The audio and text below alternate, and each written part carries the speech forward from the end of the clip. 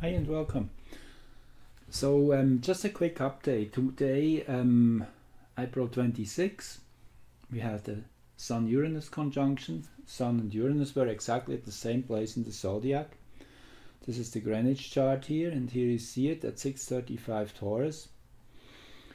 That's a big activation. That set really everything on fire, and we can sure see in the charts here that some big stuff is just getting ready now. It's not yet happening. It's still in the getting ready phase. So it was interesting to first that here in Greenwich we have Neptune at the midheaven, and we have Arrokoth at the 7th house cusp. Again, that interesting, powerful sextile. I have talked about that before. Mars is coming here into the midpoint of that, so activating that energy. Arrokoth again, the one standing under the open sky, or sky as such, that's the word. Arrokoth, what its meaning is, it's understanding the bigger picture. So Arrokoth has been over and again coming into the axis, either the horizon or the power axis, the plumb line, the consciousness axis in important moments. So here again we have that sextile Arrokoth Neptune, which is very symptomatic for our time, as it is kind of that nagging on the deception which Neptune stands for, that double mirror, that things which appear to be in a way, but they really are in a different way, so to say. Things are not what they appear, and the sextile helps to break that open. Now Mars is coming here into the exact midpoint. That should definitely help to shake even a bit more, because we have to find out ourselves. That's kind of the whole plan. We have to liberate ourselves. We are the one who we have been waiting for. So it's really that activation phase humanity is in to break through that veil of deception. And it is happening as we speak. It's building up to that, and between May 4 and May 9, that's when really we will see the dams break and everything come spilled out into the open. I know I have talked at earlier times and expected those big changes to happen sooner. Well, it just needs time. It's like climbing a mountain. You are seeing, looking upwards. It seems this will be the summit, and when you come to the next ridge, you see, oh no, the summit is yet another level higher up, hiding behind that kind of ridge which you didn't see the summit behind. So it's kind of, that's how it goes. However, now it seems from all kinds of different impressions we are very close to really getting to the big breakthrough, which does not mean we are absolutely on the summit. I mean, there's still ways ahead to fully stabilize the new energy and get to that place where we would like to be in the new earth, in the new era where true justice is served. So it will still take a while to fully get there, but the big breakthrough, what Q has been referring to as the trump card, or 5-5, interestingly 5-5 could be translated as May 5, and it seems, according to what we see in astrology, on May 5 there will be lots of big stuff going down. I will talk about that soon in my next update. So for now, I just wanted to show you the picture of the time. Today's Sun-Uranus conjunction, this is for Greenwich. And now we go to the same chart in Washington, D.C. And here you see Aries rising, and we see the planet Chiron, the black moon very close by, and here is Juno.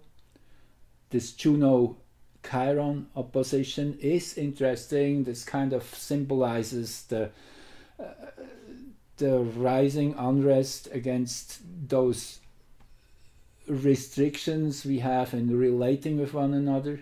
Juno is about relationships, about working together, teamwork, all that. So that has been seriously disrupted by that whole coronavirus thing. And it seems we are now at the breakthrough point, as I predicted, that May will be the time when all that will slowly get back to full social gathering abilities, if you want. So on May 2nd, Juno will be exactly opposing Chiron, and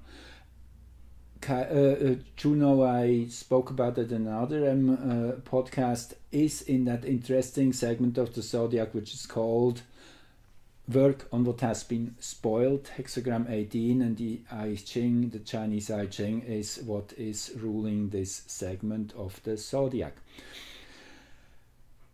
So Chiron, the black moon here rising in Aries, that is definitely showing that we're working really hard towards that point of breaking everything open. That's the Martian energy of Aries, of lots of action, certainly still kind of in the hidden, the silent war, as Q has been phrasing it. Now, what is interesting at that moment when Sun and Uranus were exactly at the same point, the moon was at 13 degrees and 07 minutes in Gemini, closely aligned with Vesta, which is the kind of the holy cause. It is what we are wanting to achieve, and we are ready to sacrifice everything. Vesta is the holy fire, the her fire. It's that energy of sacrifice, of giving to a higher power, higher force. So Vesta has been extremely activated all through the last year, and now it's coming kind of to a peak. Vesta moon is the commitment of the people, the American soul. That's kind of what the moon represents, the combined desire for a breakthrough, a change, a reformation of sorts. And also we have Hygeia, interestingly enough, the asteroid which represents health and well-being, and Venus, all in this very narrow tight spot of 2 degrees or something, or maybe 3-4 degrees. It's a little hard to read here. They're between 13 and 16, all tightly conjunct in the third house. So this in itself shows there's big dedication, lots of love, lots of motivation to get that whole thing rolling. Lots of work in the background. Now, interestingly enough, this is the American nation's descendant. If we just quickly jump back to the American chart, I have it here. So you see 13 degrees is the American nation's descendant, the 7th house cuspids, where the rubber hits the road, kind of where we really get to interact with the world. Uranus is here too, and Mars, that shows that in general the American nation's temperament is to interact and meet and be very social and very upfront with each other. Sometimes even a little too much of that Mars here in the 7th house, which is this arguably not in its best placements. It's kind of can get into arguments, into words, war words, kind of word wars, I should say, throwing arguments at each other. And I guess also the kind of the world domination the American nation has definitely been engaged in the last whatever many decades, It's kind of showing here in that Mars, particularly as it's squared here by the black moon and Neptune, and Arrokoth down here, interestingly enough, I talked about that too earlier, kind of brings light into these patterns, and thus Arrokoth is now coming into full sight. It's that one little body which was closely inspected on January 1st, 2019 by space probe New Horizons, the one who had originally scouted, charted Pluto and its moon Charon. Was traveling for over 9 years to get there, and then after that mission was complete, just Arrokoth showed itself and offered itself to be a target to be looked at closely. And as we all know, there's no coincidences in the normal way of the word's understanding. However, if you look at the word in a higher way, yes, coincidences mean something is coinciding. It's meant to happen that way.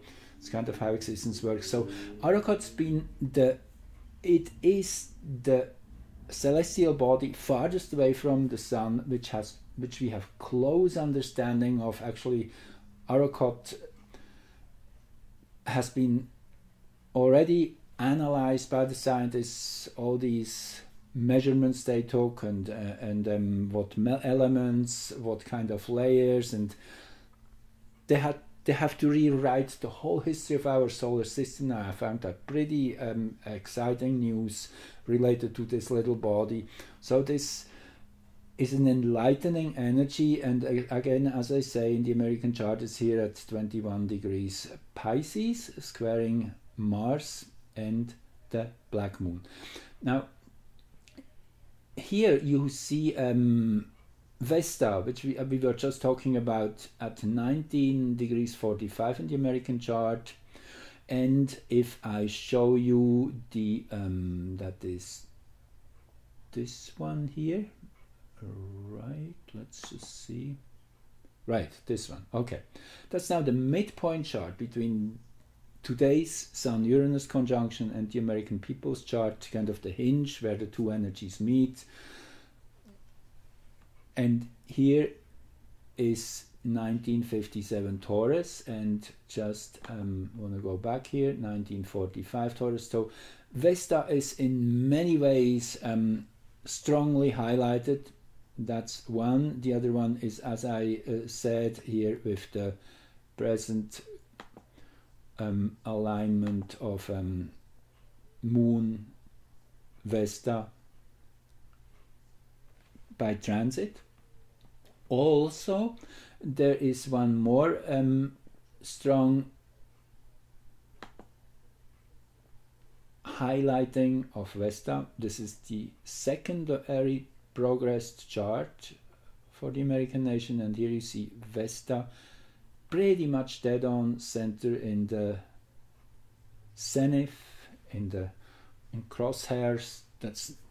And also Uranus is up here, squaring the ascendant and the descendant. So I mean, we could have forecast since many years that this would be quite an explosive time of history for the American nation. It was exact, that square to Uranus, about a year ago, and now we have pretty much dead on exact that Vesta here in the midheaven. This was for April 22nd, so that moves very slowly. That moves 1 degree a year, so 2 minutes of arc is about 2 weeks, pretty much dead on around May 5 or so. We're hitting that center. Let me just go back to the Uranus chart once more. I want to say just a couple more things about this one. Right, we have also this, okay, let's start here. Makemake, that's another newly found planet, fair size, just a little bit smaller than Eris, also in the region of Pluto, Plutino.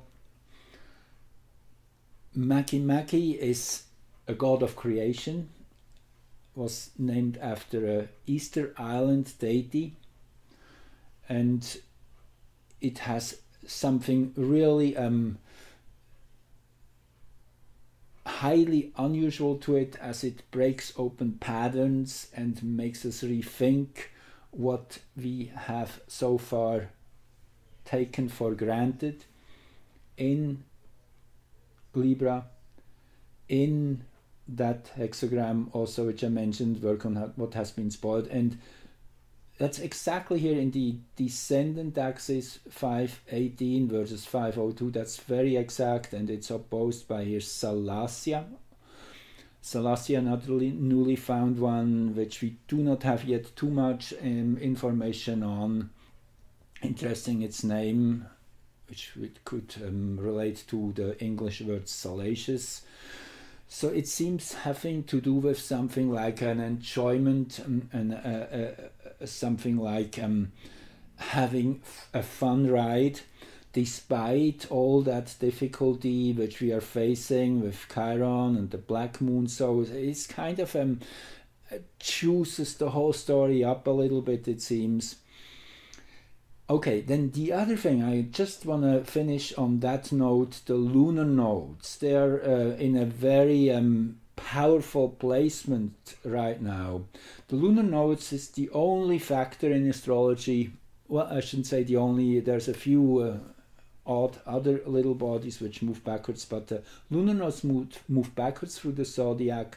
Once in 18 years they travel around the zodiac, so it's kind of an unwinding process, and we are just in 18 months ago around the nodes entered Cancer, the North Node, the kind of destination we are meant to evolve towards, and the South Node simultaneously. It's not here. Here it is, right? That was 18 months ago, and in the meantime we have come here to the beginning of the sign, and in that sense to more pure Cancerian and Capricornian energy. Now it's particularly interesting that the last month or so, April 4 to May 5, there was an accumulation of Capricornian energy in the South Node, and it's Capricorn related to Saturn, related to the whole lockdown we are experiencing. I found that pretty interesting, that this would be a time where we once more would experience that extreme limitation, I would say. Actually, it's kind of interesting. I thought about that. It's kind of a preview how it would be under the New World Order. We get a sneak preview and can now have a chance to really see one-to-one how that could express, with all the freedoms taken away, with all the limitations, and we are told what to do and what not to do, and I mean, it has been quite drastic. In India, people get beaten up if they get out of their house. So it's been really Capricornian, Saturnian, and why I say these 2.5 degrees are so strong Capricornian, I tell you why. There's this fractal principle in astrology where we can divide each of the 12 signs into 12 subsections, which is called the dwarfs. So the first dwarf of each sign is double the energy of its original energy. So this is Capricorn, and 2.5 till 5 would be Capricorn, Aquarius, and so on and so forth. Also, the whole first 10 degrees, these are called the decans. The decant of the first decant is ruled by Capricorn. The second is ruled by the following earth sign, Taurus, and the third one by Virgo. So we have 3 times Capricorn in that sense. In those 2.5 degrees is the whole 10 degrees, the whole sign, and then the 2.5, and then there's even another subsection which divides the 2.5 degrees again into 12 very small parts. which are only 12.5 minutes of arc each. And it so happens that as we reach the peak by going backwards here, this last week or so of the nodes in these two cardinal signs, I looked it up, May 1st, pretty much May 2nd around, the nodes entered that 12.5 minute mark, so it might get really even more intense as we are approaching that breakthrough on the 5th of May, when the nodes then shift into the mutable signs, the mutable cross, the south node into Sag and the north node into Gemini, which in itself is such a drastic shift of energy, which will blast that whole limitation open, take all the barriers down of that social distancing, because it's really proving to be a real scam in the end. It's really been put on us, so whatever we would